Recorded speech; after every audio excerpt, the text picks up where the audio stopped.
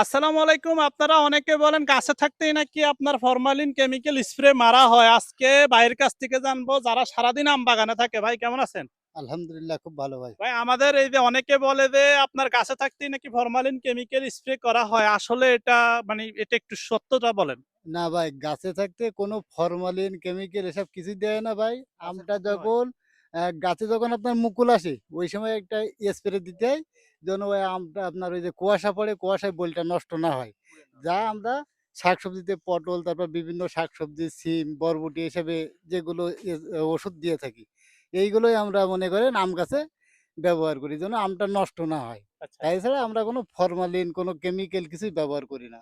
বাজারে যেগুলি লোকাল বাজারে রাস্তায় বিক্রি করে এগুলা তো এগুলা এই কিভাবে মারে? এইগুলোই এরা মনে করেন যেন আমটা ২০ দিন কি ১৫ দিন কি ২৫ দিন থাকে, তার জন্য এরা একটা ফরমালিন মারে। কিন্তু এই যারা সরাসরি এই যে বাগান থেকে আম নিয়ে যায়, এরা কোনো ফরমালিন এতে দেয় না। দেয়ার দেবে কিভাবে? এই আমটা মনে করেন আমরা গাছ থেকে সরাসরি এই যে এইভাবে পাড়তেছি, পাইড়ে মনে করেন এই আমটা এইভাবে নিয়ে যাচ্ছে, তাহলে আর ফরমালিন-টরমালিন কিছুই দিচ্ছি না।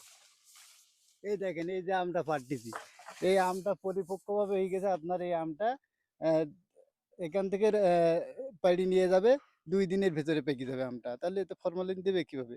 আর এই আমটার ভিতরে এই দেখেন লাল হয়ে গেছে, আপনাদের দেখাচ্ছি। এই দেখেন, আমটার ভিতরে দেখছেন? এই আমটা ২ থেকে ৩ দিনের ভেতরে পেকে যাবে। ওরা মনে করেন আড়তে এই মালটা নামায়ে ওরা মনে করেন মালটা বিছায় ওতে ফরমালিন মেরে আবার ওরা ক্যারেট করে এটা লোকাল বাজারে বিক্রি করে। এবার বুঝতে পারছেন আপনারা? আর মানে এইটা একেবারে পুরা নিরাপদ। এখন বাগান থেকে কিন্তু সরাসরি আপনাদের বাসায় যাইতেছে। যাদের আম লাগবে তারা আমাদের পেজের বায়োতে হোয়াটসঅ্যাপ নাম্বার দেওয়া আছে, হোয়াটসঅ্যাপে যোগাযোগ করবেন। আল্লাহ হাফেজ।